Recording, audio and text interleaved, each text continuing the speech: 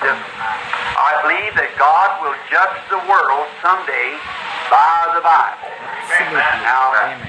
if He's going to judge the world, and if there isn't a standard to judge by, how will the people know what to do?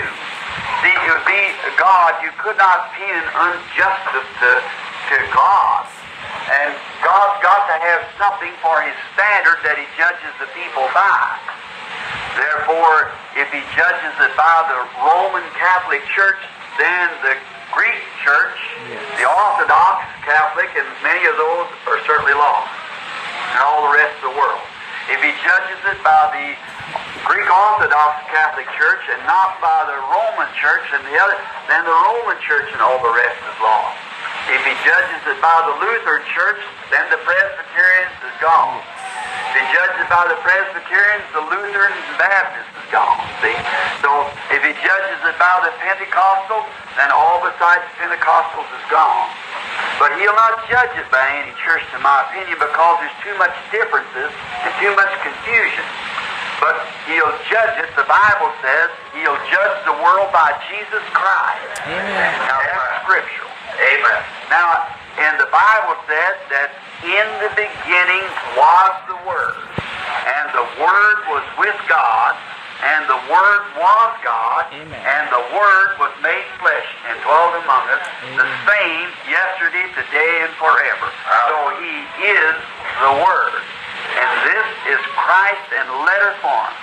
And in the book of Apocalypse to the Catholic, Revelation to the Protestant, and the 22nd chapter, when the book was finished, Jesus said Himself, if any man will take one word from this book, or add one word to it, the same his part will be taken from the book of life. Amen. So, the reason we believe this is they just exactly nothing. He can do things that He hasn't written here, we know that. But as long as we just stay with what He has wrote, that'll be fine. Now, in dedication of children, many of the people, the Methodists, sprinkle them, and I think they had their first communion in the Catholic Church or Lutheran along about 12 years old, and kind of a baptismal service when they're born. I think the babies are sprinkled, and I think that splits the Nazarene from the Methodist many years ago on infant baptism. I think that's right, Brother Brown. I believe that was what split the Methodist Church and the Nazarene, because the Nazarene didn't accept infant baptism.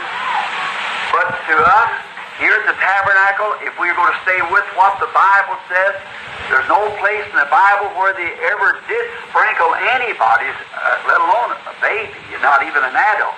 But the Bible says, the only place in the Bible for the children, they brought infants to Jesus.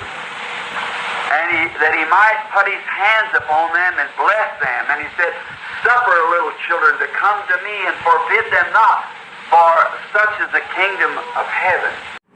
मेरा विश्वास है कि किसी दिन खुदा इस जगत का न्याय बाइबल से करेगा। अब अगर लोग ऐसे हैं, वह इस संसार का न्याय करेगा। अगर न्याय करने के लिए उसका कोई पैमाना ना हो, तो लोग कैसे जान पाएंगे कि उन्हें क्या करना है? समझे? ये तो खुदा ही होगा। आप खुदा पर अन्याय करने का दोष नहीं लगा सकते हैं, और खुदा के पास उसके अपने पैमाने के लिए कोई तो ऐसी चीज़ होनी चाहिए जिसके द्वारा वह लोगों का न्याय करे। आमीन। यही कारण है कि यदि वह संसार का न्याय रोमन कैथोलिक कलीसिया के द्वारा करता है, तो ग्रीक कलीसिया, ऑर्थोडॉक्स कलीसिया तथा अन्य जैसे अनेक लोग तथा संसार के बाकी बचे लोग नाश हो जाएंगे।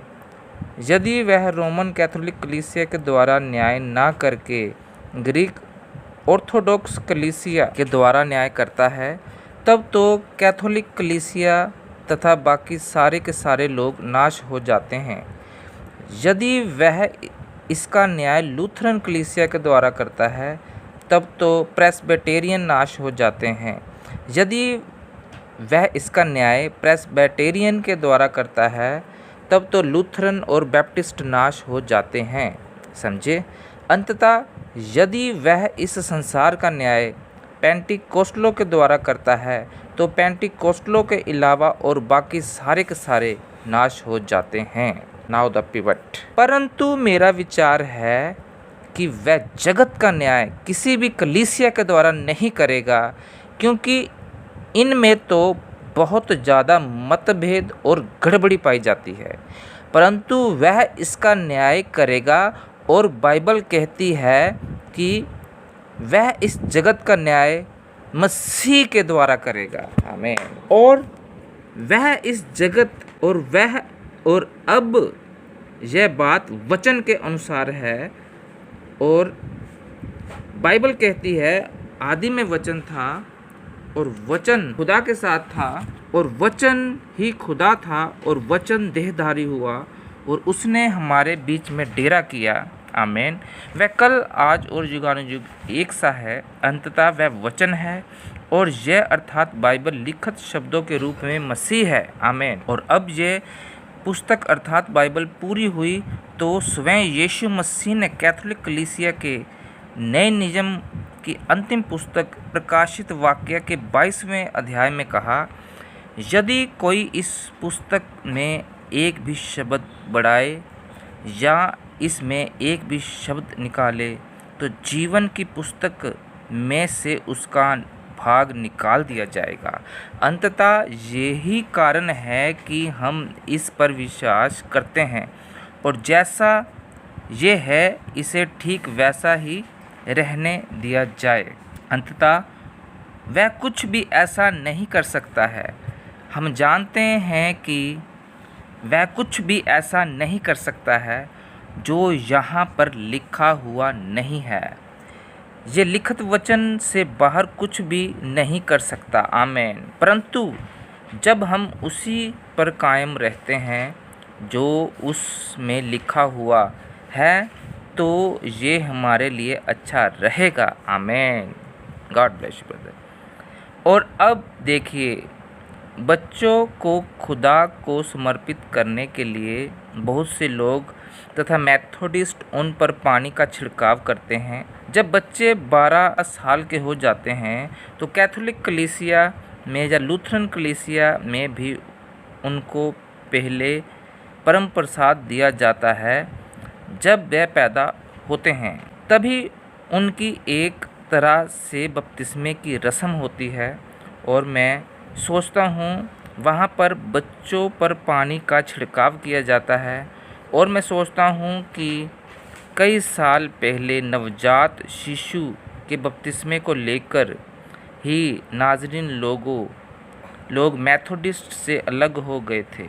मेरा मानना है कि मेथोडिस्ट कलीसिया और नाज़रीन कलीसिया के अलग होने के मामले में यही बात है, क्योंकि नाज़रीनों ने नवजात शिशुओं का बपतिस्मा स्वीकार नहीं किया था। परंतु हमारे लिए यहाँ पर टैबरनेकल में यदि हम उस पर कायम रहते हैं जो बाइबल कहती है, तो हमें बाइबल में कहीं पर भी कोई भी ऐसा वृत्तांत नहीं मिलता है जब किसी को छिड़काव का बपतिस्मा दिया गया हो।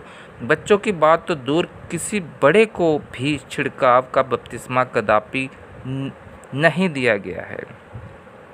बाइबल कहती है केवल एक ही जगह पर बच्चों के लिए कहा गया है। वह छोटे छोटे बच्चों को यीशु के पास लेकर आए और उसने उन पर अपने हाथ रखकर उन्हें आशीष दी। बच्चों को मेरे पास आने दो। आमीन। और उन्हें मना मत करो, क्योंकि स्वर्ग का राज ऐसों का ही है। आमीन। सो इस 2-3 ਜਿਹੜੇ में पैराग्राफ पढ़े ਹਨ, ਇਹਨਾਂ ਦਾ कंक्लूजन जो है वो ये है कि यीशु मसीह जगत का न्याय वचन के द्वारा करेगा। आमीन। चाहे कोई भी कलीसिया हो, कैथोलिक कलीसिया हो, उसके अधीनता में जो भी कलीसियाएँ आती, वह इस जगत का न्याय वचन के द्वारा करेगा। 2 पैरा में लिखा है, वह इस जगत का न्याय मसीह के द्वारा करेगा और मसीह वचन है। आमीन। अब बाइबल की जितनी भी लिखते हैं, जैसे स्त्री प्रचार नहीं कर सकती, बड़े बड़े चर्चों में स्त्री प्रचार कर रही है, वचन के उल्ट है। जो बैप्टिज़्म है वो रॉन्ग चल रहा है। प्रभु भोज वो शाम को, जबकि बाइबल कहती है सुबह लिया जा रहा है। और जितने भी बातें, फॉर एग्ज़ाम्पल क्रिसमस बाइबल में नहीं है, 40 डे फास्टिंग जो कि तामूज के लिए की गई थी, ऐसी बहुत सी चीज़ें हैं, सेंटा क्लॉज, क्रिसमस ट्री, जो आउट ऑफ द बाइबल है, जो out of the word of God है, जो लोग इसको कर रहे हैं। तो जैसे कि बाइबल में के 22वें अध्याय में कहा गया है, अगर कोई इसमें कोई एक भी शब्द जोड़ता है या निकालता है तो उसका जीवन की पुस्तक में नाम मिटा दिया जाएगा। सो यीशु मसीह बहुत जल्द इस जगत का न्याय वचन के द्वारा करने जा रहा है। चाहे बड़ी बड़ी कलीसियाँ क्यों ना हो, चाहे लाखों की भीड़ जमा हो, इससे कोई फ़र्क नहीं पड़ता। यीशु मसीह जगत का न्याय वचन के द्वारा करने जा रहा है, क्योंकि उन्होंने वचन के उलट कार्य किया है।